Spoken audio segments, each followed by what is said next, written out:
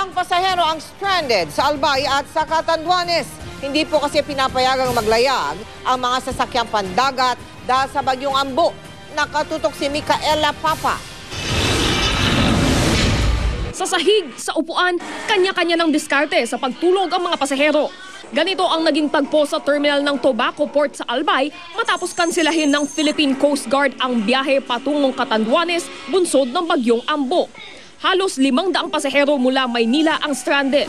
Karamihan sa kanila, inabot na ng inis dahil wala naman daw silang dalang ekstrang pera. Sakto lang yung bagyo. Sakto lang. Kaya mapagal. Pero hindi naman pwedeng ipagsapalaran ang kaligtasan ng mga pasahero lalo na't may storm warning signal. Signal number 1, so nag-issue na tayo ng alert warning sa lahat ng mga agencies na to be on standby kasi ang binabantayan natin ngayon is yung higupin niya na southwest monsoon. Anytime pag ang pag-asa, padarang bulletin na wala ng signal duman. Gale warning. Insige da pabiyahe matulos ng kaya.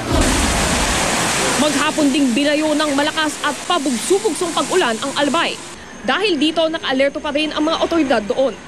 Sa mismong tier ng Virac, Catanduanes, wala na rin pinayagang makaalis na sasakyang pandagat. Daan-daang pasahero rin ang na-stranded doon.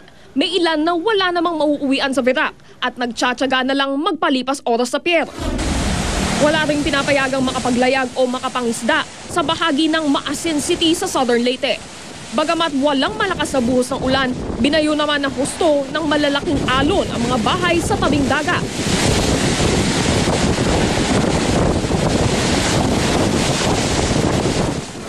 Hindi alintana ng ilang bata doon ang panganib ng malalaking alon. Enjoy na enjoy sila sa paglalaro sa tubig. Pero ang ilang residente naghahanda na rin sa paglikas sakaling hindi pa kumalma ang dagat. Micaela Papa, nakatuto, 24 oras. Kaligtasan mo sa Alerto 24. Tatlong hinihinalang drug dealer ang arestado sa magkakaiwalay na operasyon. Dalawa sa kanila, mga Chino o Chinese national. Nagtangka pa silang tumakas at nakipaghabulan sa EDSA. Si Emil Sumangin, naka-Alerto 24. Alinsunod sa inilatag na plano, unang pumasok sa perimeter ng target area ang mga unmarked vehicle ng PIDEA. Nang bitiwan ng go signal, nilusob na ang bahay ng suspect. Bumungad sa sala ang target ng operasyon. Agad na nadakip si Anciato Paras, 51 anyos. Naglabas ng search warrant ng San Fernando, Pampanga RTC. Makaraang mapabilang daw ito sa order of battle ng PIDEA, Region 3. Mga isang buwan na yung surveillance namin dito at saka yung monitoring namin dito sa lugar na ito. Nakabili nga kami dito kaya nabigyan kami ng search warrant. Nasamsam sa loob ng bahay ni Paras sa mga bala ng kalibre 22, M16, tsapa ng NBI at iba pang drug paraphernalia. Tumanggi siyang magbigay ng pahayag.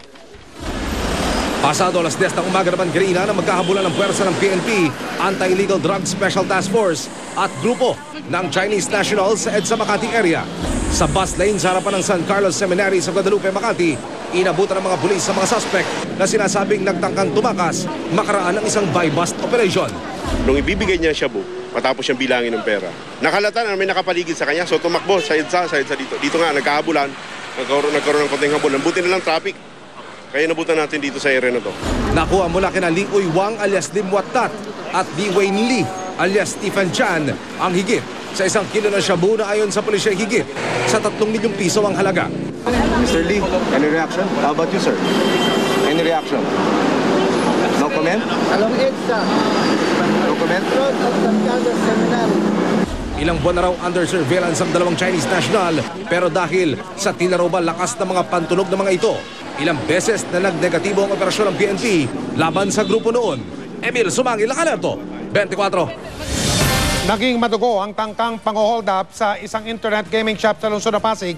2 ang patay, kabilang ang suspect. Si Jay Sabale, naka-Alerto 24. Sa kuwang ito ng CCTV camera ng internet gaming shop sa Panulukan ng Meralco Avenue at Julia Vargas sa Pasig. Pasado alas 2 ng umaga, bigla na lamang pumasok ang isang lalaki na armado ng 38 caliber at walang kaabog-abog na nagpaputok sa pulang isang empleyado ng shop. Paglabas niya ulit, pag nakaano na yung baril niya, nakatutok na sa akin. Sinabi niya hold up. Ngayon, ako naman nakaangat na rin ang baril. pumutin ako. Buti yung nakalabit niya, hindi muna pumutok.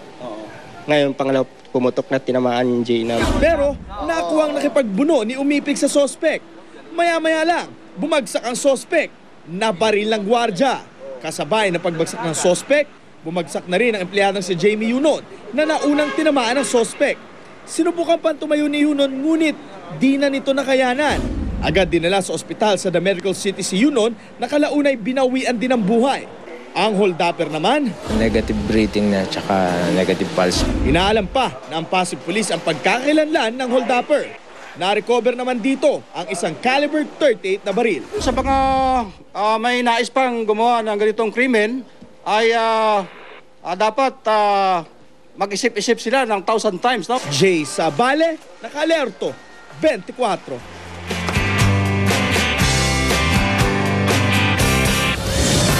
Pasukan na nga sa Lunes pero hindi pa rin tapos ang pagkukumpuni sa ilang kalsada sa Kamaynilaan. Kaya inaasahang, magkakanda traffic na naman. Nakatutok live si JP Soriano. JP? Melian, talaga yung inaasahan, magkaka-traffic na naman. At nga, kagaya nga na nasabi mo, pasukan na sa Lunes, pero sa ating pag-ikot, kaliwat kanan pa rin ang mga kalsadang ginagawa dahilan para mainis na inis ang mga nakausap nating motorista at ilang estudyante sa ating pag-iikot ngayong maghapon sa Metro Manila.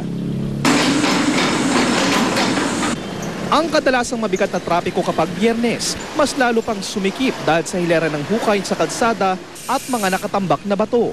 Kahit papuspusan daw ang pagtatrabaho ng DPWH NCR para matapos sa mga sirang kalsada bilang bahagi ng Oplan Balik Eskwela. Ang SH Loyola sa Sampaloc, Maynila, daanan ng estudyanteng papasok sa University Belt, mistulang dinaanan ng gyera. May batong nakakaistorbo sa daloy ng trapiko. Kaya ang ilang college students na madalas dumaan sa bahaging ito, inis na raw. Pag po gabi, hindi makikita yung so pwedeng merong mahulog, ganyan. And may mga nasisirang tsinelas, syempre ganun. And inconvenient talaga. Kasi hanggang dulo yun eh. Hindi pa natapos-tapos since Feb po ata. Nakakaabala po at saka parang delikado din po sa ibang residente dito na dumadaan. Maging ang ilang jeepney driver, nagre-reklamo. Ilang buwan na raw nilang tinitiis ang traffic dito. Dapat makasikaso agad nila yan kasi kukunti nagtatrabaho eh. Lalo na sa Lunes yan, pasukan na, lalo matraffic yan. Sa Ortigas Extension, San Juan, daanan ng mga naghahatid sa mga estudyante ng Lasal Green Hills, Xavier School at Immaculate Conception Academy. Binungkal rin ang kalye, pero mukhang mabubuksan na bago magpasukan. Pero sa Santolan Extension, magsisimula pa lang ang malaking construction. Lahat daw ito bahagi ng concrete reblocking, pag-aayos ng mga drainage at pag-aalis ng mga harang sa mga kalsada. Alam daw ng DPWH na maraming motorista ang nagngingit-ngit dahil sa perwisyong dulot ng road repairs. At hindi rin tiyak ng ahensya kung matatapos nila lahat ng proyekto bago magpasukan. Yung previous meeting namin with the MMDA, sabi ko, pagbigyan lang kami hanggang bago mag-open ng klase. So sabi ko, until June 11, gagawa pa kami. Then, hihinto na kami. Simula mamayang alas 10 ng gabi, mayroon pang ibang road repairs sa Manila, Malabon, Las Piñas at Quezon City. Magtatagal hanggang alas 4 ng madaling araw ng Lunes, June 4. Kaya asahan na raw ang pagsikip ng daloy ng trapiko dito at dumaan na lang sa mga alternate routes. At Mel, isa nga ang Boni Serrano Avenue sa ating kinilalagan ngayon sa mga susunod na road repair. At ang makikita nga natin dito sa ating kinilalagyan ay butas na ang ilang bahagi ng kalsada at nakahanda na nga ayusin o tambakan mamayang alas 10 o alas 11 ng gabi. Pero ang problema, Mel, dahil may bagyo, sabi ng DPWH baka itenga muna nila yan at hindi muna nila ituloy. Kaya baka mag-cause pa ng traffic yan sa mga susunod na araw at hindi masunod yung June 4. At sa ngayon, sa mga oras na ito ay dito sa magkabilang lane ng Boni Serrano ay maayos pa naman ang lagay ng trapiko at ang daloy ng sasakyan. Pero paglabas doon sa may EDSA Santolan ay bahagyang bumabagal na ang takbo ng mga sasakyan. Mel? Nako JP, natumbok mo. Inabutan sila hindi lang ng pasukan, kung hindi pati ng tag-ulan. Nako, lakas, hirap talaga niyan. Maraming salamat sa iyo, JP Soriano. At ito na nga po ang tinatawag na huling weekend bago magpasukan sa Lunes. Dinadaksa pa rin ang Divisoria ng mga naghahabol sa pamimili ng mga gamit pang eskwela. Kamustahin po natin ang bentahan doon sa mga sandaling ito. Nakatutok si Susan Enriquez, live mula sa Divisoria, Maynila.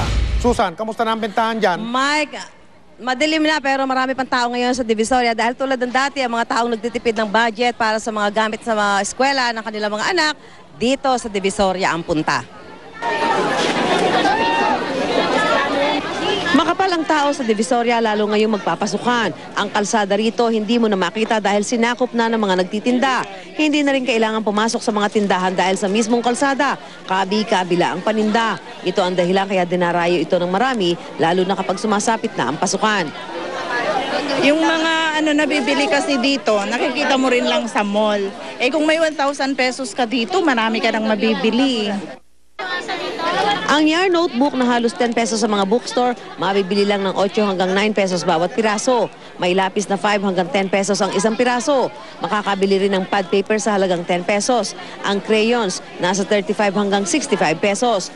Ayon sa mga mamimili, bukod sa mas mura raw sa Divisoria, pwede pang tumawad.